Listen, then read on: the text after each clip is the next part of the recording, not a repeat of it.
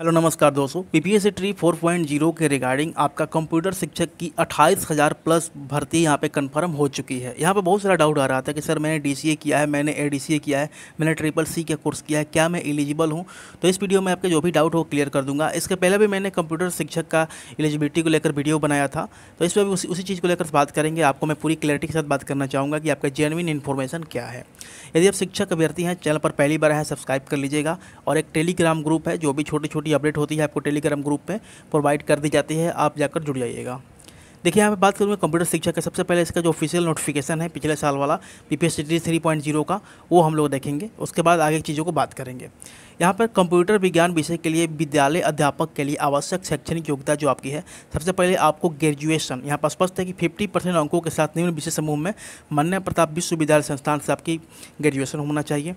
उसके बाद यहाँ पे कह रहा है कि आपके DOEACC के स्तर से ए स्तर के विषय की उपाधि यहाँ पर आप पढ़ लीजिएगा। हो सकता है आपको समझ में ना, मैं आगे आपको अच्छे से एक एक करके समझाऊंगा। सिर्फ आपको मैं नोटिफिकेशन दिखा रहा हूँ कि नोटिफिकेशन में क्या योग्यताएं दी गई है।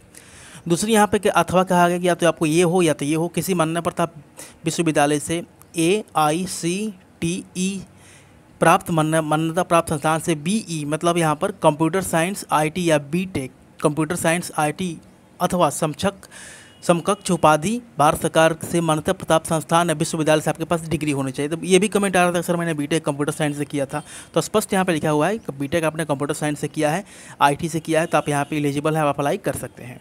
किसी मान्यता प्राप्त विश्वविद्यालय या NICTE से मान्यता प्राप्त संस्थान से किसी स्ट्रीम में BE या BTech की उपाधि अथवा कंप्यूटर में पोस्ट ग्रेजुएशन आपने किया है। एक PGDCA का कोर्स आता है, वो 1 ईयर का होता है, 2 सेमेस्टर में रहता है। उसको लेकर बहुत सारा यहाँ पे कमेंट आ रहा था कि सर PGDCA अलाउ है या नहीं है, उसके लिए क्या कंडीशन है, वो मैं सारे में बात करूँगा यहाँ पर। किसी मान्यता प्राप्त विश्वविद्यालय से कंप्यूटर साइंस में स्नातकोत्तर MCA यदि आपने किया है, चाहे आपने MCA किया है, BCA किया है, तो आप यहाँ पे एलिजिबल हैं। ओके, ये आपका नोटिफिकेशन का पार्ट है। यहाँ पर आप पढ़ भी सकते हैं वीडियो को पॉज करके। अब यहाँ पे बात करूँगा, देखिए जो भी चीज़ वहाँ पे लिखी गई तो उसको यहाँ पे मैंने अलग से लिख दिया है। देखिए यहाँ पे कह रहा है कि at least 50% marks in aggregate in any of the flowing.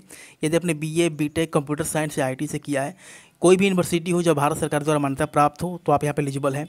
यदि आपने BA या BTech एनी स्ट्रीम या post graduation diploma in the computer science आपने किया है, तो आप यहाँ पे एलिजिबल है। MCA किए हैं, MSc कंप्यूटर साइंस से आपने किया है या MCA किया है, तो आप यहाँ पे एलिजिबल है। BSc आपने किया है कंप्यूटर साइंस से, BCA आपने किया है post graduate level in subject from, यदि आपने MA मतलब पोस्ट ग्रेजुएशन में अपने डिग्री में सब्जेक्ट के रूप में कंप्यूटर पढ़ा है, तो आप यहाँ पे एलिजिबल हैं। यहाँ पे B level of DOEAC post graduate degree in any, मतलब यहाँ पे जो भी पोस्ट ग्रेजुएशन की जो B लेवल की जो डिग्री है, यदि आपने वो किया है, या C लेवल की डिग्री है जो आपका DOEAC ministry of information communication technology graduation यहाँ पे करवाई जाती है, यदि आप वो किए हैं तो आप यहाँ पे एलिजिबल हैं।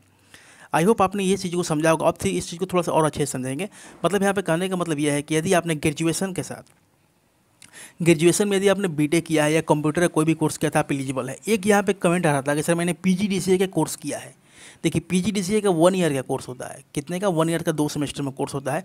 ये जो सेंट्रल जो भी विद्यालय, केंद्रीय विद्यालय, उसमें जो माध्यमिक शिक्षक की भर्ती होती है, उसके लिए इसको योग्यता को रखा गया है। तो इस बार भी उम्मीद की जा रही है कि यदि आपके पास ग्रेजुएशन में 50% मार्क्स हैं और आपने PGDCA का कोर्स किसी यूनिवर्सिटी से किया है, किसी यूनिवर्सिटी से रेगुलर किया है, तो आप यहाँ पर एलिजिबल हो सकते हैं। ठीक है, ये 100% नहीं है क्योंकि ऐसा अभी भी नोटिफिकेशन में नहीं है। मैं यहाँ पे जो योग्यता है केंद्रीय विद्यालय की योग्यता के अकॉर्डिंग आपको बतला रहा हूँ कि यहाँ पर 99% चांसेस हैं कि ये आपको एक्सेप्ट कर लिया जाएगा। एक ये भी पूछा जा रहा है कि सर मैंने ADCA किया है, तो ADCA की योग्यता काफ़ी रेयर चांसेस हैं। यदि ADCA आपने किया है तो चांसेस कम हैं। ठीक है, ऐसे पॉसिबिलिटी के बारे में बात करें तो कुछ भी है, लेकिन चांसेस कम हैं।